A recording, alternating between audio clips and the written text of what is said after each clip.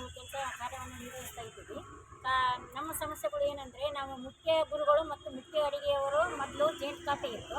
ಆ ಖಾತೆಯನ್ನು ಈಗ STMC ಅಧ್ಯಕ್ಷರಿಗೆ ಮತ್ತು ಮುಖ್ಯ ಗುರುಗಳಿಗೆ ಕೊಟ್ಟಿದ್ದಾರೆ.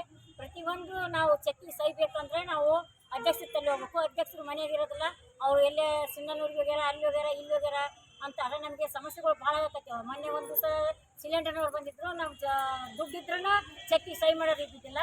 ಅದಕ್ಕೋಸ್ಕರ ನಾವು ನಮ್ಮ ಕೆಲಸವನ್ನು ಸ್ಥಗಿತಗೊಳಿಸಿ ನಾವು ಅಧ್ಯಕ್ಷರು ಮುಖ್ಯ ಗುರುಗಳನ್ನು ಕೇಳಿದಾಗ ಅವ್ರೇನಂದ್ರು, ನೋಡಮ್ಮ ಅವರು ನಿಮ್ಮ ಹತ್ರ ಇದ್ರೆ ದುಡ್ಡು ಕೊಡ್ರಿ ಅಂದರು. ನಾವು ಮಾಡೋದೇ 4,600 ರೂಪಾಯಿ ಕೆಲಸ ನಾವು ಮಾಡ್ತೀವಿ.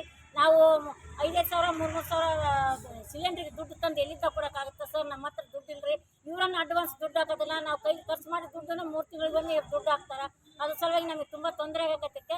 ಅದಕ್ಕೋಸ್ಕರ ನಾವು ಮುಖ್ಯ ಗುರುಗಳು ಮತ್ತು ಮುಖ್ಯ ಅಡಿಗೆಯವ್ರನ್ನ ಮೊದಲು ಹೇಗಿತ್ತು ಜೇಂಟ್ ಖಾತೆಯನ್ನು ಹಾಗೆ ನಿರ್ವಹಿಸಲು ನಾವು ಮಾನ್ಯ ಕಾರ್ಯನಿರ್ವಾಹಕ ಅಧಿಕಾರಿಗಳಿಗೆ ನಾವು ಒಂದು ಮನವಿ ಪತ್ರವನ್ನು ಸಲ್ಲಿಸಿದ್ವಿ. ಮನವಿಯನ್ನು ಕಾರ್ಯನಿರ್ವಾಹಕ ಅಧಿಕಾರಿಗಳ ಮೂಲಕ ಜಿಲ್ಲಾ ಪಂಚಾಯತಿಗೆ ಕಳಿಸಿ ಅದನ್ನು ಸರ್ಕಾರದ ಗಮನ ಸೆಳೆಯಲಿಕ್ಕೆ ನಾವು ಇವತ್ತೇ ಪತ್ರವನ್ನು ತಯಾರಿಸಿ ಮಾನ್ಯ ಜಿಲ್ಲಾ ಪಂಚಾಯತ್ ಮುಖ್ಯ ಕಾರ್ಯನಿರ್ವಾಹಕರಿಗೆ ನಾವು ಕಳಿಸಲಾಗಿದೆ.